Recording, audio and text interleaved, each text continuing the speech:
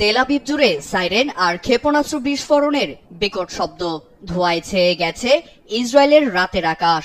Israeli হামলার জবাবে শুক্রবার রাতেই অপারেশন ট্রুথ প্রমিস 3 চালায় ইরান, আঘাত হানে একাধিক সামরিক ও বেসামরিক স্থাপনায়।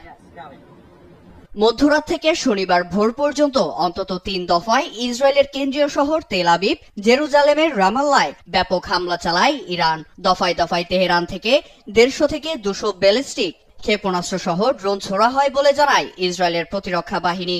সে সময় ইয়েমেন থেকেও ইসরায়েলের দিকে ধেয়ে আসে ক্ষেপণাস্ত্র। এসব মারণাস্ত্র প্রতিহত করতে যুক্তরাষ্ট্রের সহায়তায় তৎপর হয় দখলদারদের আকাশ প্রতিরক্ষা ব্যবস্থা। হামলায় একাধিক বেসামরিক স্থাপনার ধ্বংসাবশেষ ছড়িয়ে আছে। ঘটনায় হতাহতদের চিকিৎসা নিশ্চিত করতে টহল দিতে দেখা যায় জরুরি স্বাস্থ্যকর্মীদের। ইরানের পাল্টা হামলার আভাসে ইসরায়েলের নাগরিকদের আগেই বাংকারের মতো নিরাপদ স্থানে সরে যাওয়ার নির্দেশ দেয় তেল আবিব প্রশাসন। এতে হামলার অনুপাতে জানমালের ক্ষয়ক্ষতি ঠেকানোকে এক ধরনের বিজয় হিসেবে দেখছে ইসরায়েল। হামলার সময় ইসরায়েলি প্রতিরক্ষা মন্ত্রীকে সঙ্গে নিয়ে বাংকারে অবস্থান নেয় দখলদার নেতানিয়াহু। এ সময় ইরানের সর্বোচ্চ ধর্মীয় নেতা আয়াতুল্লাহ আলী খামেনি ও প্রেসিডেন্ট মাসুদ পেজেশকিয়ানের বাসস্থান লক্ষ্য করে পাল্টা হামলা চালায় ইসরায়েল। হামলায় ইরানের নেতাদের ক্ষতি না হলেও ক্ষতিগ্রস্ত হয় পশ্চিমাঞ্চলের মেহেরাবাদ আন্তর্জাতিক বিমানবন্দর। গভীর রাতে নিরাপত্তা উপদেষ্টাদের নিয়ে ওভাল অফিসে আলোচনায় বসেন মার্কিন প্রেসিডেন্ট ডোনাল্ড ট্রাম্পও। গণমাধ্যম টাইমস অফ ইসরায়েল জানায়, তেল আবিবের প্রতিরক্ষা ব্যবস্থা জোরদারে আরব সাগর থেকে হ্যারি এস ট্রুম্যান মোতায়েনের সিদ্ধান্ত আসে এই আলোচনা থেকে। দুদেশের সামরিক সংঘাতের মধ্যেই জরুরি বৈঠকে বসে জাতিসংঘ নিরাপত্তা পরিষদ।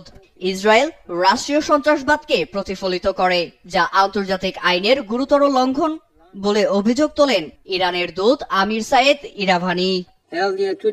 ইসরায়েল ও যুক্তরাষ্ট্রের সঙ্গে একজোট হয়ে যারা ইরানে আগ্রাসন চালাচ্ছে তাদের কেউ ছাড় পাবে না।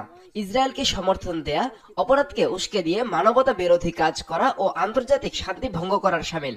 ইসরায়েল শুরু থেকেই অস্ত্র দিয়ে মধ্যপ্রাচ্যকে অস্থিতিশীল করে তুলেছে।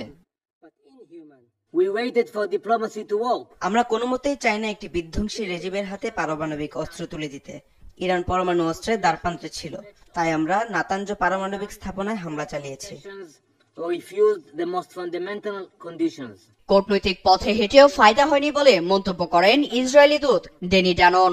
এদিকে চলমান উত্তেজনা নিরসনে উভয় পক্ষকে সংযম দেখানোর আহ্বান জানিয়েছে জাতিসংঘ সহ পুরো বিশ্ব। নীরব দাস, নিউজ ডেস্ক, দেশ টিভি।